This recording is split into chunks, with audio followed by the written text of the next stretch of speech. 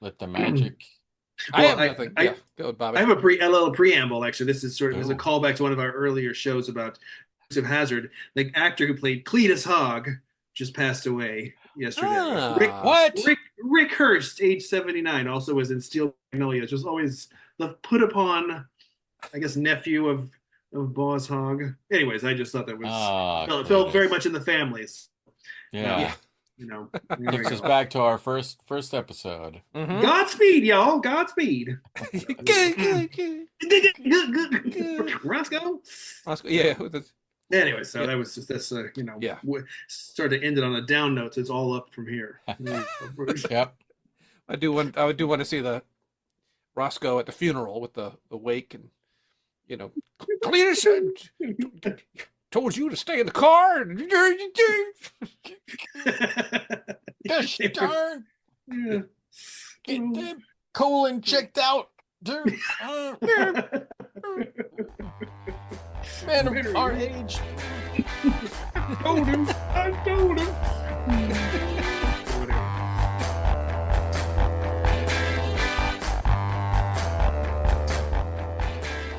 Just a good old robot. Never meaning no harm. Beats all you ever saw. Been in trouble with the law since the day it was programmed. It's the maximum party zone.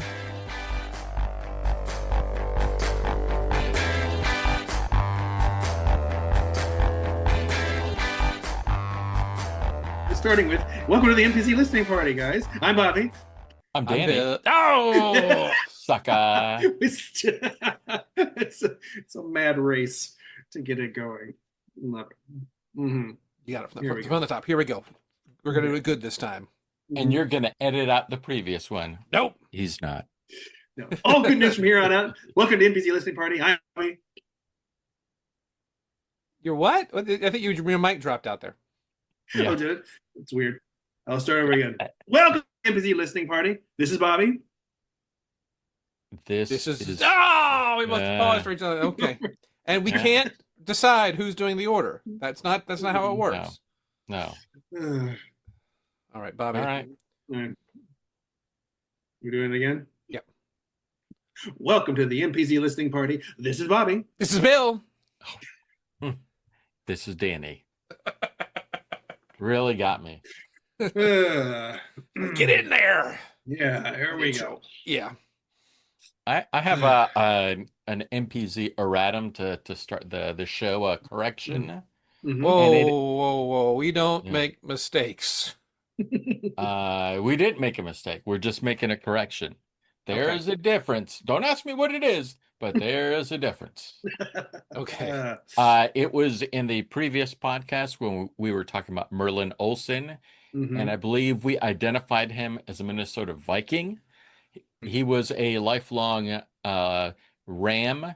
And I think his final game was against Minnesota in the Super Bowl. Okay. But he was not. But he was D-line. He did play D-line.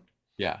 Just not for the Purple People Eaters, but for the fearsome foursome. The fearsome foursome with Gator Jack Youngblood. Yeah. A Hall of Famer. One of the best to ever come out of Florida. Very nice. Apologies to the Olsen estate for that oversight. Yes, you can stop sending letters now. We will feel free to. Please from stop the desk sending of the law offices of Merlin Olsen, Esquire. Oh my God, Junior. So angry. When my granduncle stepped onto the football field, yeah. It was not in a purple uniform. Sorry. Rather a blue, yellow, curved symbol on his helmet. Okay, I got you.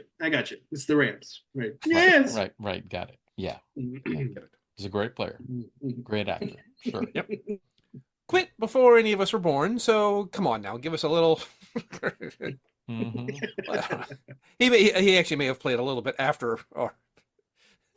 Maybe, yeah. I did. I already closed that page. His last Pro Bowl was 75, so I think that maybe picks up all of us. But just barely. Come on now, just barely. Yeah. Just barely. wasn't it funny? Wasn't it? Remember that guy Rosie Greer who played football, but also did needlepoint. Those guys had a really interesting second acts of their Merlin also went on to Little House on the Prairie. It's like he didn't just be a commentator, which is fine. It's a great job. It comes from that day. Basketball players have been, who was it? JJ Redick called old school Boston Celtics. Like when they won all those championships, it was, it was like the top players that you remember and a bunch of janitors and plumbers, because it's just like it wasn't your main job. It was a job that you had. Yeah. So when the season was over, you had to get a real job. And I wonder if that's why interests were so much more varied and people were so much more interesting, because their entire lives weren't about the sport that they played, but being a real person. Yeah, that's funny. So being an accomplished chef, like, oh my God, really? Yeah. Well, I work in a restaurant 6 months out of the year. No kidding. Yes. And yeah. Then I play hockey. No kidding. Wow. Awesome. Whatever. Yeah.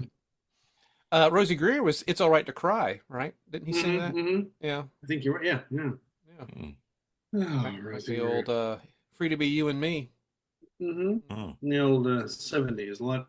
People got away with a lot back then. Yeah. I wonder if macrame Tupperware. I could just see. Well, I know. Speaking of other careers, Vincent Price, cookery and art collecting. Mm-hmm. Oh, okay. He had I think even had maybe was it Sears perhaps? He had the Vincent Price collection. You could buy art that he had vetted and found. Welcome to my collection. Oh wow, yeah. Canapé? Not sure. Yeah, ooh, this is pretty good. Ooh, I made it myself. I like your pot warmer. Rosie Greer knitted this for me. Oh, thank you, Rosie. Shout out to Rosie. Okay. Oh, okay. My special guest tonight, Merlin Olsen. Oh, hey! Vincent Price never had a talk show, but that's a missed opportunity. Oh man, yeah. Tell me more about your new movie coming out soon. No, I don't know. Yeah. Your new hit single that's tearing up the airwaves on the radio. I'm your master of ceremonies, Vincent Price, here today to talk about. Yeah. You gonna do this the whole hour? Yes, this is it. Yeah. Pardon the cobwebs. Gerald Ford's in the news today, apparently. Just hot political takes. Yeah. What are we watching? Biting social satire by Vincent Price. Tricky Dick Nixon has some more tapes to out of the vault. Well, I'll have you know that. Okay. I'll tell you it's scary. Yeah. He needs some advice at keeping things in a vault. Yeah. You need to talk to the mummy about keeping things under wraps. I know the mummy very well. I had a cameo people don't know about. Back at these messages. Just quietly vain and just references names and other actors as he's doing his stand-up act. It's like, all right, we get it. You were in a lot of movies, Vincent. Mm-hmm. Yes. Mm-hmm. And now one of my favorite bits: stores that don't really exist. Yeah. Followed by my take on Sniggers. You can't do that. That's copyrighted by someone. Oh, that's right. Yeah. Yeah. And it's all just shops that are actually now spooky. They changed the names. Yeah. Burger King. How about Murder King? Hack Donald. Yeah. All right. Yeah. If you need more bed linens, I wouldn't go to linens and things that will kill you.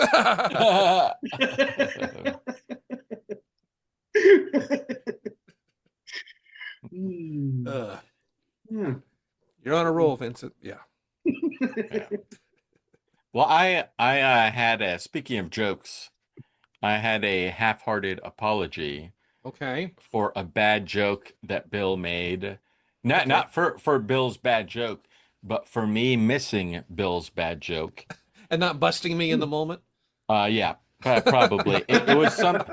I think we were talking about the telenovelas, and I mentioned Goblin, and then you said something like Turkey's Goblin or something. I don't remember the exact setup, but I missed in the moment that you were making a turkey gobbles. Yeah, that's what the Yeah. telenovela. So I apologize, Bill, for not recognizing your bad joke. Okay. How are you going to rectify the situation, Danny?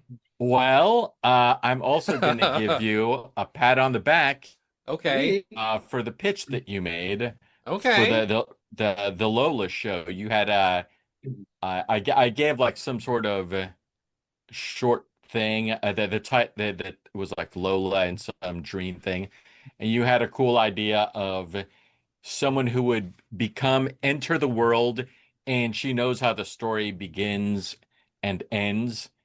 And so it's sort of a cool idea of like someone, so what would you do in that world? And I could see that being a show of just someone Yeah. popping up, not almost quantum leapy, but maybe not. Yeah. But in that realm of like, you know what's going to happen, the audience knows what's going to happen, and you can play within that world. I could see that being a fun show. So a pat on the back to you. Nice job, Bill. Nice job. Yeah. Thank you. Thank you. Nice. For sale, monkeyreadytodo@gmail.com. Mm-hmm. Anytime. And then after that, I had a have you seen?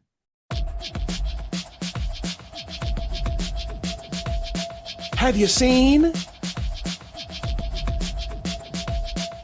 And this one I found kind of interesting, although it's not really. I'm surprised it wasn't a bigger story. Okay. But let me. It's so you're saying we're breaking this thing now? This is a hot scoop we're breaking here on the pod. I mean, it's from a couple of days ago, but I'll read the first 3 paragraphs here. Okay. It shouldn't take too long. A new report shows exactly what AI was thinking when making an undesirable decision, in this case, blackmailing a fictional company executive.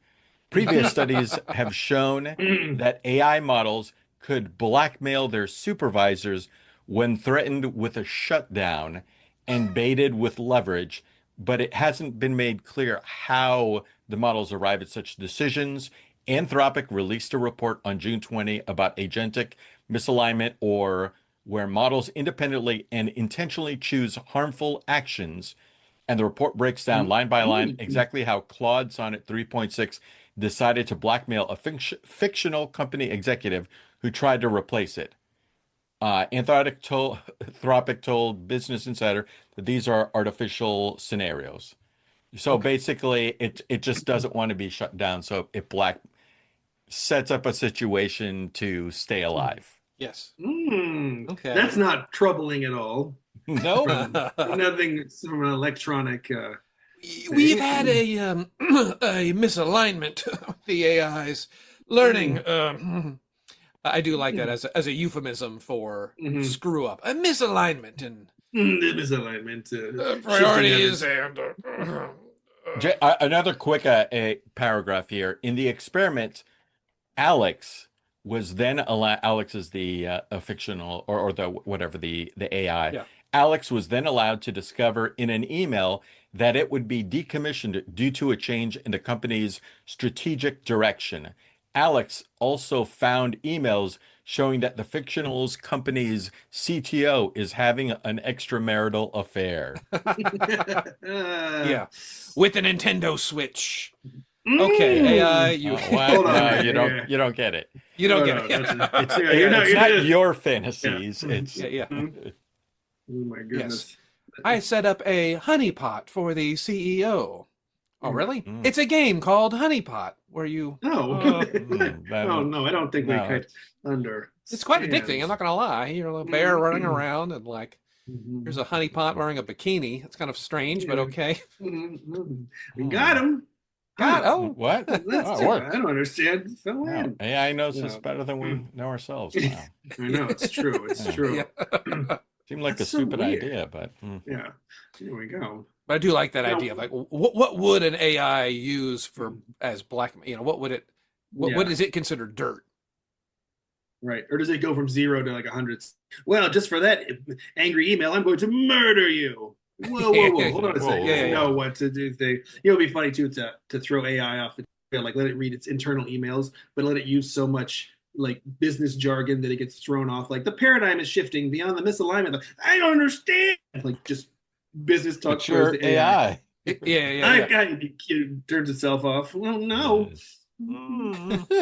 Or just like, I'm sorry, but the CEO has been involved in some questionable activities. I found these pictures online, and it's like AI pictures of the CEO with like Pol Pot or like Stalin, or just like I don't know. Can you believe this? Can you believe this? I am disgusted, as I'm sure all of you are. He has a closet full of glasses that he took from Cambodian doctors and teachers. Okay. Hey, AI. Yes. Take it down a notch. It's just even funny that the idea of AI, it's reading all this information, everything that's out there, so it knows what are typical things that people might be fired for. It builds that database. So it'd be curious. Oh, like in the 50s, it would be, he had like a racist thing of like, he's seeing a person of a different color, or like a same-sex relationship or something like that. And then it changes to like the Me Too movement, to where it finds that, and then whatever the next thing is just of the moment. No judgment, just reading. The evolution of blackmailable offenses. Yes. Things have changed. It's like canceled through time. Yeah. You've been late 3 times this week. Oh wait, what the heck? You're fired. It seems so bad being late. A lot of people are late. Yeah. Working from home, eh? That sounds like a right-wing news, a segment from a right-wing news show or quote unquote comedy thing. Canceled through time, and just like Yeah, I guess what? Genghis Khan would have gotten a real earful for everything he did a couple of years ago. I tell you what, he wouldn't have had a chance with all the conquering and such. Oh man, canceled. Through time. Through time. It is such a like a streaming. Like they might show a commercial of it between the news segments, and then check out canceled through time on the streaming service. It's Fox Plus. It's not on the official. It's not on the official thing. It's just something you have to stream. I have to have this app. You have to have the app to watch this. There's no chance of watching it. Yeah. And you have to have a MyPillow. What? Yeah. He's a big. Curl up with your MyPillow. Canceled through time. I don't want to watch this. This isn't really a curl up kind of show. I don't really. This isn't like Some people think George Washington was flawed because he owned slaves. Yeah.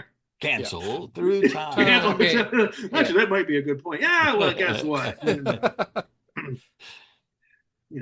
Jonas Salk was dabbling in a bunch of stuff in the lab and happened to stumble across a vaccine. Well, guess what? Couldn't do it today. Canceled. I'm not sure what that. Yeah.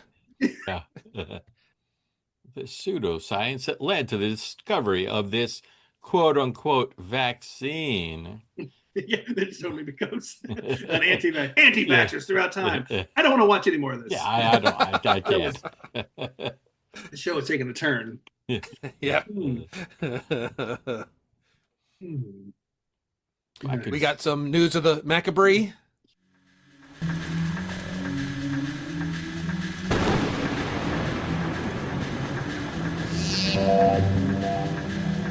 News of the Macabre.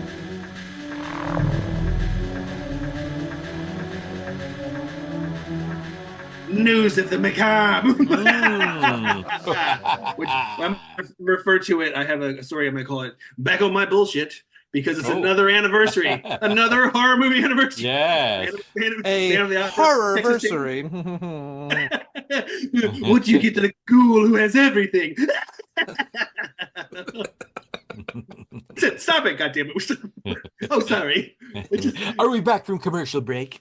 Yeah. We never went on commercial break. What? No sponsors? Yeah. We never went on commercial break. Oh, good, because there's no sponsors. There's the canceled after 13 delicious episodes. Okay. So it stings. It does sting. It hurts. Oh well. Time to go lick my wounds. Vincent. Gross. We don't like the way you look around, leering at people when you say that. And then spike the camera. Time to go lick my wounds. Stop looking in the camera. It's so weird. I'm not going to lick your wounds. Okay. Yeah.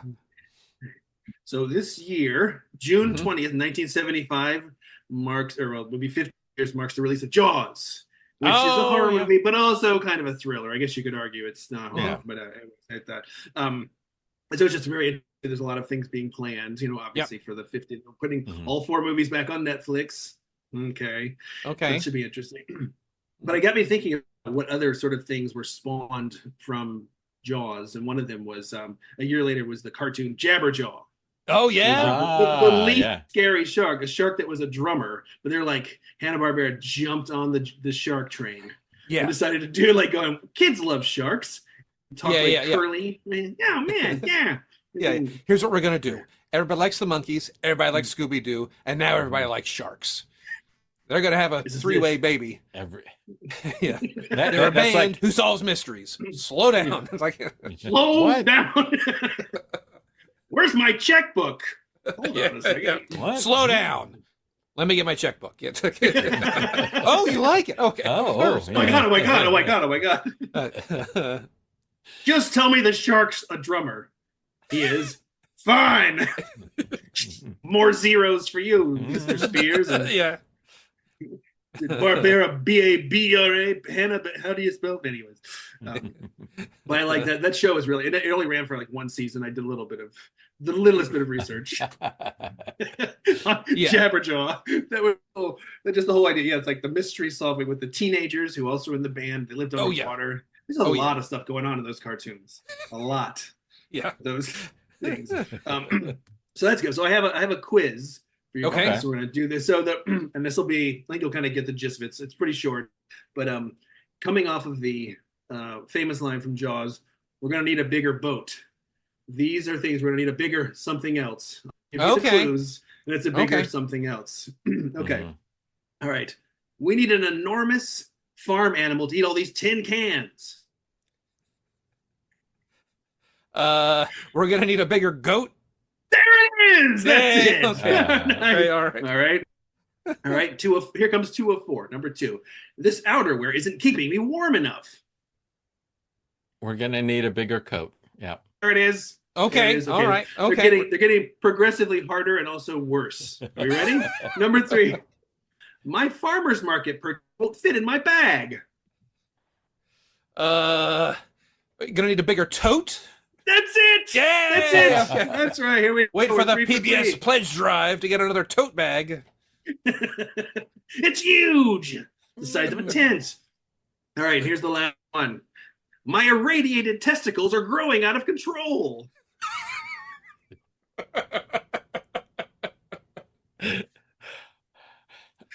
I mean, I don't know if it makes sense, but I'll say it anyway. We're gonna need a bigger scrote. That's it. Yay! 4 for 4. That's it. All right, thanks for playing, everybody. Back to Vincent Price's Hour of Terror. What a great quiz. That's horrible. So, real fast, true story. Back in the 80s, early 90s, probably 80s. Back when the PBS would have their pledge drive on television, And you know, they would be in the studio and they'd be talking to the person. Well, we're really enjoying your program here, and we've got some free gifts that we'll give away. You know, to any of our callers at this membership level, you get a tote bag. The next membership level up, you get an umbrella. Da da da. And in the background, they have all the people answering the telephone. You know, if you remember, that's a phone bank, and you can see like, you know, it'd be like tiers, like a bandstand, you know, of people answering the phone, and a buddy, and he would wait for that thing to be on. And it's so funny because he's an old friend, but this is the smartest thing he ever did. He would wait for a moment when it was quiet, when the phones weren't ringing, and have the phone with him and dial almost the whole number and wait for a wide shot and then call the last digit and wait for the phone to ring and wait for the pick up, and then you hang up and you try to see on the TV if someone like, hello? They didn't pick up. They didn't. Such a long walk. That's amazing. But it would take several, because like they would cut away. Oh, we missed it. We got to do it again. Waste somebody's time. Oh my goodness! And of all the things, like a pledge, like a harmless pledge drive. Yeah. It's like, oh, we've got some. And they're all volunteers who are there. Oh, they're from the, you know, so-and-so plant nursery, or volunteered to answer the phones for us today. Like, get them. Get them, Yeah. Take that. Hey, I would say this about Jaws. Would we have Shark Week without Jaws? No. No. Hell no. Even going back to the Jabberjaws thing, remember when Jurassic Park came out and that was a huge deal, and then the NBA expanded, and then one of the new franchises was the Toronto Raptors. Yeah, what the heck? Yeah. Yeah. Gotta be careful which bandwagon you jump on, guys. I mean, that could be a future MPZ segment where we look at the movie, the upcoming movie slot, and figure out like, all right, who's gonna let's assume this movie goes crazy successful. What will it spawn? Yeah. And then we could call it the same way we call it, "What hath you brought?" Yeah. So, like, in 2027, a new spy movie is a giant hit, combining action and romance. At this time, a burger restaurant is opening in, San Clarita, California. In order to capitalize, what is the name of that restaurant? Yeah. Yep. Oh, Spy Burger. Spy Burger. Well, I have a throwback to my childhood. When I used to get my haircut at this place, and it could not be more 80s. And jumping on a bandwagon, it was called CompuStyles. CompuStyles? That was the name of the haircut place. CompuStyles. Because computers were like hot shit, you know? It's like, my God. It was called CompuStyles deep into the 90s. That's the best part. But CompuStyles, like the AI haircut. Welcome to CompuStyles. Can I get you a crew cut? I'm okay. Like CompuServe. The tech company. Wow. That's hilarious. Yeah. We're gonna I'll tell you it's a $1 million idea. We're gonna franchise. Like, no, you're not. You're not. There was a Thai restaurant in Chicago at like Diversey and Halstead area that was opened in 1999 called the Y2K Cafe. And like again, when that was a whole, all the computers are gonna explode on December 31st, what's going to happen? And we got to jump on that bandwagon. And it was in business well past the year 2000. Yep. Quick side story. I can't remember if you were in Galena, Bill, for when Y2K happened, but I was staying at a friend's place, and I remember Y2K happened. I was with a bunch of friends. I awoke the next day and turned on the TV, wondering like, oh, Y2K passed, everything's fine. I turn it on and I see a bunch of explosions in Paris. Oh no! And then I'm like, oh my God. And then it was a fireworks display. But my first response was like, oh my God, it's real. It happened. I was a fool. No, we're funny. During the fireworks over giant loudspeakers in French, this is a fireworks display The machines are not revolting. This is a fireworks display. Yeah. Bonjour, madame, mademoiselle. Exactly. Yeah. Bonjour. Yeah, we interrupt this Tchaikovsky's War of 1812 overture to let you know that the machines are not revolting. Remix with a hip hop dance beat to announce that. You know that exists. You know there's a dance beat 1812 overture. There has to be. Gotta be. Yeah. At so many minor league baseball games, fireworks shows with the hip hop 1812 overture. Yeah. I love this minor league. Well, major league we do it. Minor league, we got to get people in seats. Yeah. Fireworks, classical music, and hip hop. That was the best fireworks show I ever saw was a minor league baseball game, and it started like, and that was part of their thing. You know, come out and see the Jupiter Hammerheads, Jupiter, Florida Hammerheads play the whoever it is, and we'll have a fireworks show starting 5 minutes after the last pitch. And it was like getting everybody out. I'm gonna turn out the lights. We got and just like don't leave. We got fireworks now. We have fireworks now. Immediately after the show, and you could see him sitting you're sitting in the grandstand, so it's like you have a comfortable chair with a cup holder, and it's like, oh, this is nice. Oh wow, I'm not on a picnic blanket trying to see through tree branches. It's like, and to make it more interesting, the highest point any of them will go is 50 feet and explode. Wait, what? What? So protect yourself. It's tarp night. Why? Fire retardant tarp night. What? Yeah. Oh, wow. It's got a picture of the local star on it. That's fine. This is pretty cool. Okay. He's a good. Yeah. Boom! Oh my God! So loud. You will be pelted by the cardboard tubes that contain the fireworks. What? Yeah. Gunpowder. I don't want to go to that. Everyone's going to their car right now. They're running, diving underneath their car. It's like, the Hammerheads took the game 6-2 in 9. Whoa.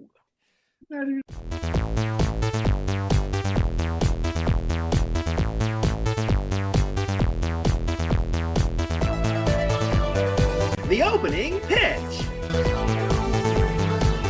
So, I believe, Bobby, you had an opening pitch. I do, yes. I have a pitch that I think would have fitted just right in the 1978 NBC TV lineup.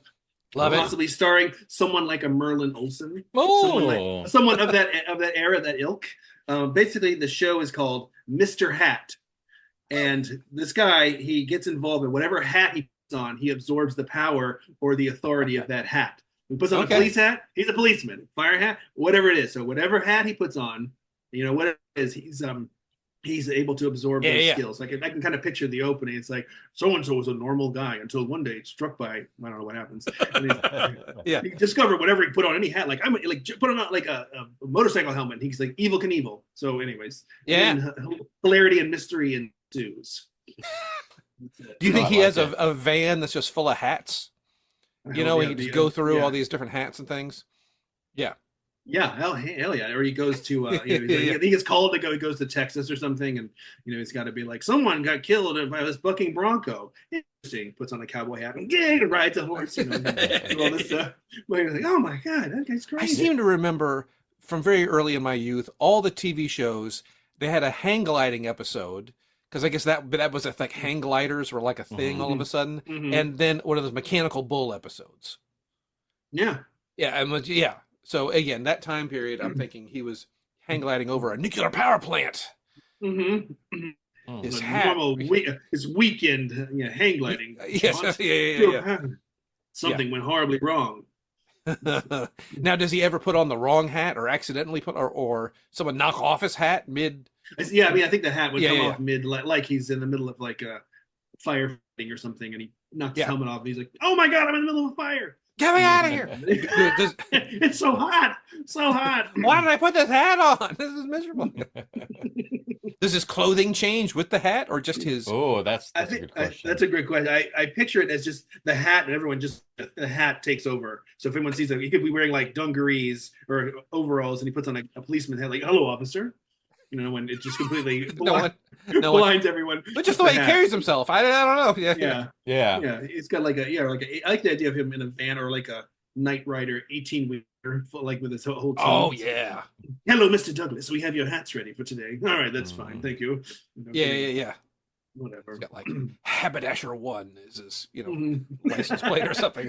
That's his trucker call. That's his trucker calls. Come on back to Haberdasher 1. Haberdasher 1. Go at you.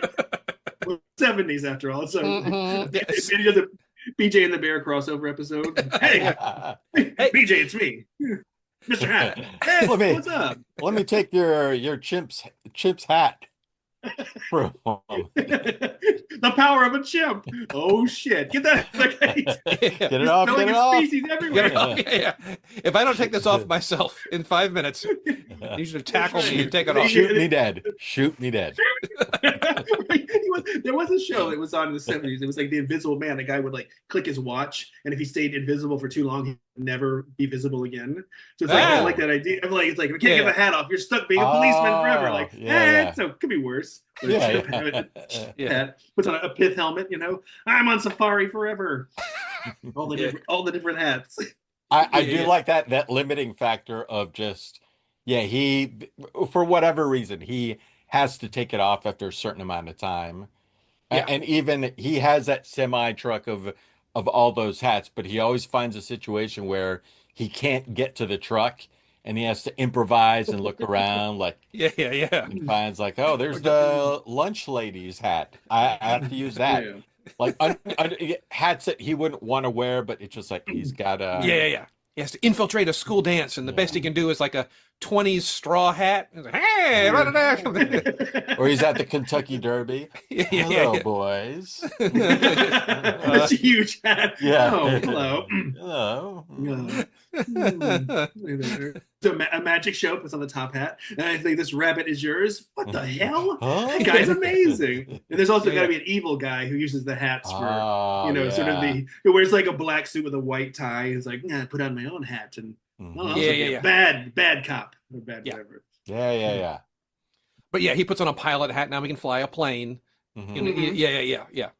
And he puts on a Baseball. Bowling hat. I don't know. That's why he goes to bowl like, oh no. What's the headgear for bowling? What are you talking about? I need to wear something to help me bowl. I don't know what to tell you, man. Do wigs work? No, it's got to be a hat. It can't be a wig. I'm not wig man. I'm hat man. Ugh. Did someone call? Sorry, wig man.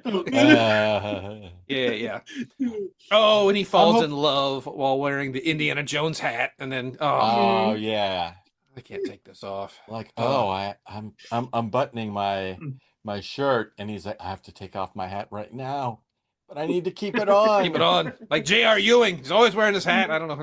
But he has to take it off because the time he has like a watch. He's like, oh no. And then as soon as he takes it off, she's like, oh.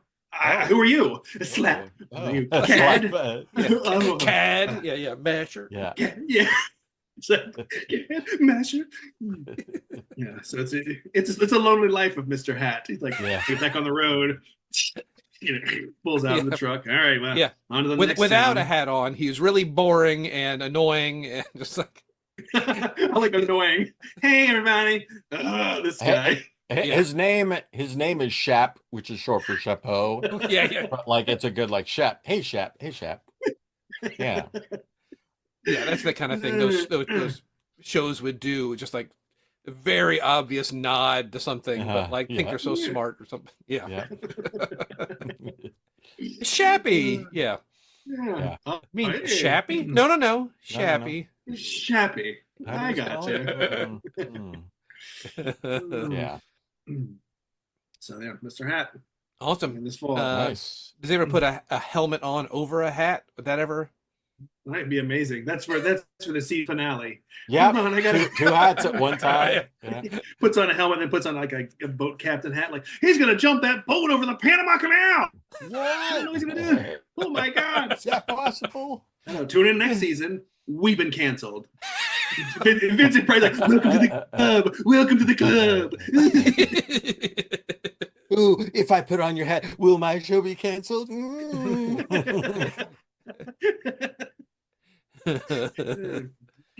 you go. Yeah. I wish we had met under different circumstances, Mr. Price, but Yes. We're here at the unemployment office. what are you doing? Unemployment office. Hanging around the studio? Is that what you're doing? Looking for shows to get canceled so you can rub it I'm waiting in? for that guard to look away from the gate, and I'm going to dash inside. Okay, well. I hear Find an open craft soundstage. Craft services at 11:45 sharp. Yeah. You really go for a cruller. Okay. Did you say instead of like dine and dash, like die and dash? Yeah. What it means? It's when you fake a heart attack and get your meal paid for. Oh. So you don't die at the table. Die and dash. Oh my gosh. Trust me, worked like a charm. All right. Just like a group of people, and one of the guys pulls the die and dash. Like people are like, we gotta go to the hospital with him. There's no way we can pay this bill. Of course, it's on the house. Suckers. Yeah. Friends all drive the ambulance. Oh my gosh. It's Dom DeLuise and Burt Reynolds in the ambulance. Oh, God. What's going on here? The wrong movie. Danny, you have some.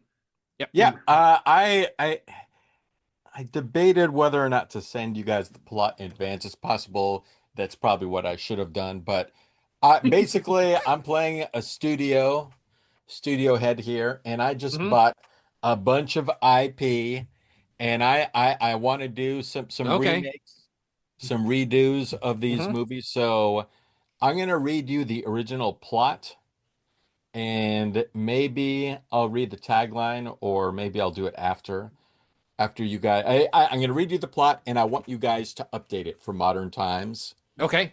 And then once you're done with that, you can rename it, and then I'll tell you what the original title was and the original tagline was. The original. Okay, yeah. Yeah. So that the plot here is a security guard is hired to gather evidence of adultery against the wife of a rock star and ends up getting involved with her. Okay. I like it already. Mm-hmm. So we have to update this. We have to modernize this thing. Yeah. This is this. All of these are late 80s, early 90s. Okay. I think yeah. Well, it's probably not a rock star. It's probably like a media influencer or something. Okay. Maybe musician on the side. One of those things. Yeah. There's a lot of side hustles, and this person has to figure out what she's up to. And then maybe they aren't security. Maybe they're like cybersecurity. Yes. There we go. Cyber. Yeah. And you're just snooping around in her files, see what's going on. Yeah. Is that a euphemism? Gross. Yeah. Okay. And maybe they're both ladies. Maybe they're both fellas. Maybe we can modernize this thing a little bit. Yeah. Okay. Okay. Now the original, and I'm going to tell you this is from the classic movie Night Eyes, and it's an erotic thriller. It is an erotic thriller. And I'm telling you, we need our own erotic thriller anthology show, anthology series. Maybe this will be the beginning of it. But the original tagline was, "He was hired to watch, now he's tempted to touch,"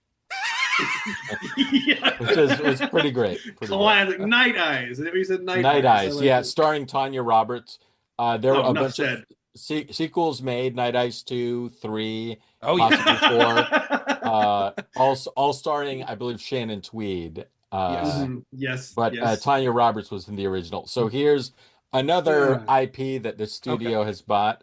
Let me just say, I bet the Night Eyes franchise, they probably got that on the cheap. Just gonna say. Yeah, we did. That's why we want to remake it. You gotta take advantage. Okay. Of it. All right. So this next plot is Rebecca Mathis is a sex therapist. One of her patients is found dead. At first, it is presumed he died of a heart attack, but it was murder.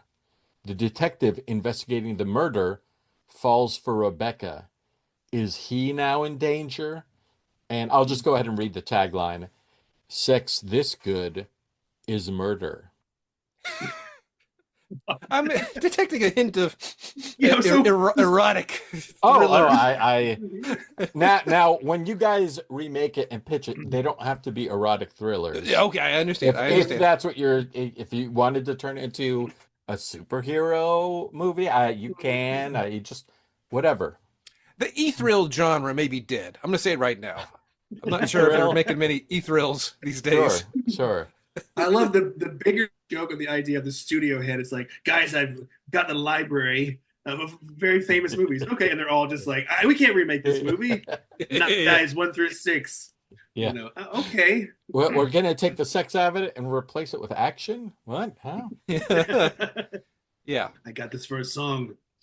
But I do like. I mean, again, I think there is something with like therapists and therapy, and like you do know their deepest, darkest secrets. And there've got to be other movies where the therapist learns something they shouldn't learn, and then of course is on the run or then being chased by somebody. Yeah. Maybe there's some kind of AI aspect to it, since we're talking about AI, but it's not even real. real. There we go. It's like an AI therapist. This guy. There we go. Not even real. It's like it's a sexy voice, like a sprinkle of her in this. The movie, her, yeah. So it's some super cheap AI therapy kind of a thing, and of course other people do it. Oh, this is really great, but then perhaps the company is using it to blackmail people, or maybe they're or the computer itself is blackmail. The AI is blackmailing. And you could spell out blackmail, and the AI is capitalized, but in mail, and everything else is lowercase. It's black mail. Wow. Mail. Yeah. How do you pronounce it? You still pronounce it blackmail. It's just sort of okay. It just feels like you should. Everyone's get that. Hey, mail. Yeah, mail. I think we gotta go. It sounds Another like a great idea. Unpronounceable movie name for the We got it. We got it for the MPZ canon. MPZ Film Festival. What is this again? What? If you can't pronounce the movie, we don't let you in. We're sorry. All right. So here's the next one. And this last one, the sex therapist one was called Indecent Behavior, and it was also another. I think this was also Shannon Tweed. Okay. She was busy. Yeah. So here's another movie. It's the plot is a beautiful blonde con woman and martial artist seduces wealthy bachelors and grifts them out of their money using her wiles and deadly force if necessary. And then the tagline is, sometimes you'll do anything to win. Interesting. Now, did I miss that? Is it two people, or is she the martial arts expert? She's the one and the same, con woman and martial artist. Okay. So I was picturing it was like a martial artist and a con woman who hires a martial artist to go along with her. If you want to change it to that, let's do that. Let's try that. Let's do it. The unlikely pairing of con woman and martial artist. Oh, for some reason they are bound by blood. For some reason they were adopted together. I don't know. Oh yeah. So love between them is forbidden. Yes, exactly. Yeah. And of course, I think one of them, probably the con woman, bites off. She's going for bigger and bigger marks, and finally ends up with some, international, drug ring or crime syndicate, and like, oh no, I picked the wrong mark, and now I can't get out. And again, we can always change genders around, whatever the studio would like. That's not difficult. It's not con man and female martial artists. Yes. Yeah. Oh yeah. Yeah.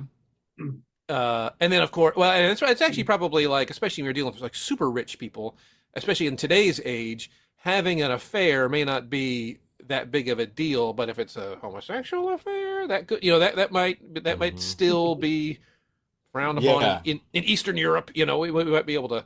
And then I'm smelling castles. I'm smelling kung fu. Ooh, castles and kung fu. That's a great. I like that. Yeah, like a Dungeons and Dragons kind of castles and kung fu.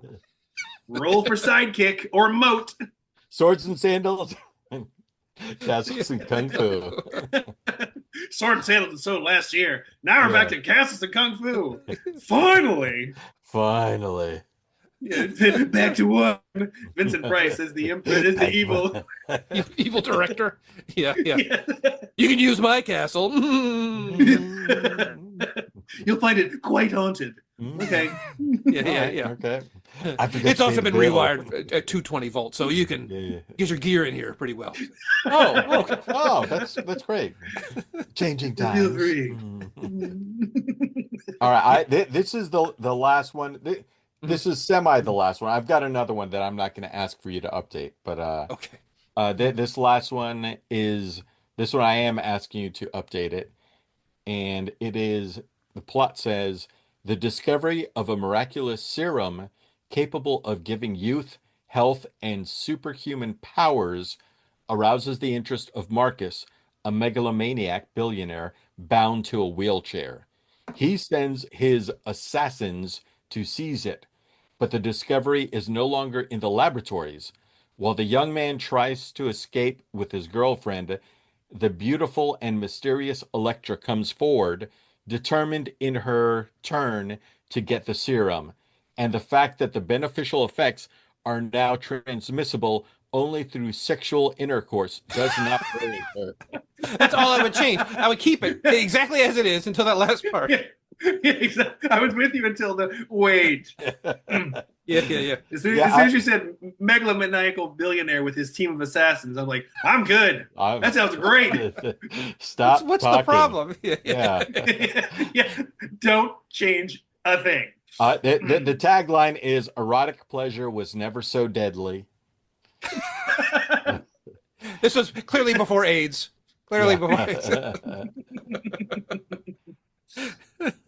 Oh, that's. Man. I'm sorry. Yeah. I'm sorry. Shannon Tweed is Dr. Amanda Forrester, and she goes into like, no, stop, Shannon Tweed. This might be a Tanya Roberts. I don't remember. Flip a coin. Does it matter? I started flipping around. Yeah. Tanya Roberts and Shannon Tweed together fighting crime. Bosom. Oh, something or other. Yeah. Breast friends. No. No. No, I like. I do like the idea of there being some kind of weird magic serum, but they find out it's got some bad flaw or something, or like every time you take it, it slowly kills you, or you can only take it so many times, or it wears off the second time you take it, or maybe you don't have to have sex to get it, but you do have to put it in your butthole. That's like the only way to get it to like. It's just so degrading. You can't just inject it in my arm. No. Nope. No. Never thought about it. Oh yeah. I don't know. Well, what if you're out fighting crime and don't have a needle on you? This large black dildo is covered in the serum, and your anal tissues absorb it best. This is not necessary. This is not necessary. And to make sure it is absorbed, you have to shove it in and out repeatedly. Yeah, this is not. No, I can't. I'm good. Yeah. Huh. No thanks. Credits. Yeah. Movie's called No Thanks. No thanks. PH, comma, no thanks. No thanks. How bad can it be if the evil guy takes over? Credits. Yeah. Credits. Honestly, it might be better. Yeah. Saving the world as best we can. Yeah, the guy in the wheelchair gets up and he's walking around like, we know why you're walking around. Yeah. And you're not walking around right. We noticed that. Shut up. We know the truth. Let's take a walk. Team of assassins. Stop laughing at me, team of assassins. Stop it. They're like, what are you whispering about? Nothing. The entire thing? It didn't work the first time around? You just can't get good teams of assassins these days, No. And you get one or two, but a team. I mean, you're like, that's just not a team. In 2025, a full team of assassins who's worth a damn. You wish. They're also individual focused. They've got their own TikTok accounts and yeah, this is just yet another side hustle that they're doing. Yeah. Jeez. All right. What was the name of that movie, Danny? Oh, that was Electra. Oh, okay. Because I was trying to think, like, is it supposed to be like Marvel's Electra? Comic book? But I was looking through the IMDb and I didn't see anything that indicated it had any ties to Marvel's Electra. That would be hilarious if you're like some studio head is like calls in their legal teams. Like, here's what I need you to do: go through all the comic book heroes and see which ones have either they haven't been copywritten or have uncopyrightable names. Like we named this one superhero, The Rock or something. So can't copyright rocks. Just like yeah. Yeah. Because common this usage. One is Tony Stark. Yeah. Yes. Yeah. Anthony Starsky. They just call him Tony Stark for short, but that's not his name. That's not his name. It's a nickname. And we make an erotic thriller out of it. Love it. Well, I was hoping we would have come up with a title for our erotic anthology series, but it didn't come. That's fine. Let's not push it if it's not there. Yeah, we don't need to push it. We're yeah, if it's not there, we're playing with it. Gross. Well, I don't know about that. let's We'll just say we're thinking about it. No. Yeah. Although it'd be fun to have like an erotic thriller series that's just like either like just all ends with like broken hearts or like horrible thing or like terrible erotic mishaps and one of them's drunk or something. Like, oh, this is horrible. Why did I ever dream about having an erotic escapade? I've learned my lesson. Back to church. I don't know. I do like that could be a working title. Erotic escapades. I learned my lesson. I learned my lesson. I've learned my lesson. Have you? I actually have an idea written down of I picture it as like an HBO anthology series.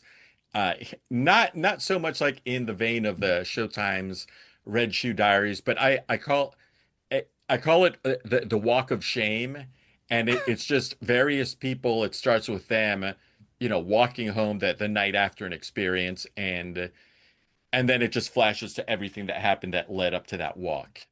And so as you're walking, they have a weird scar here or weird clothes or whatever. Yeah, but missing their tie. Yeah. Yeah. And then the whole show, you're like, oh, that's where they got that. Oh, that would be fun to have an erotic thriller where the first 7 minutes are the erotic encounter and the rest is them just like, stop calling me. Or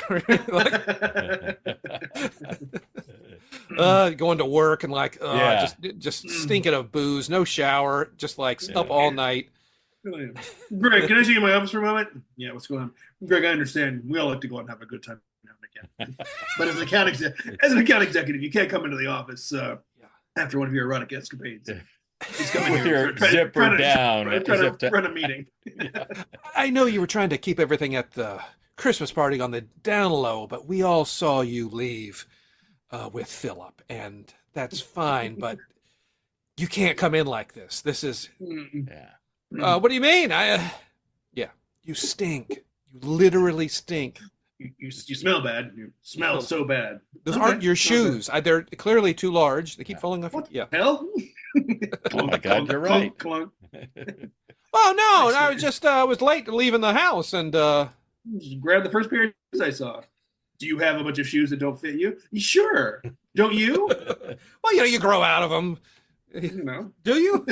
Like not past 14. I don't remember.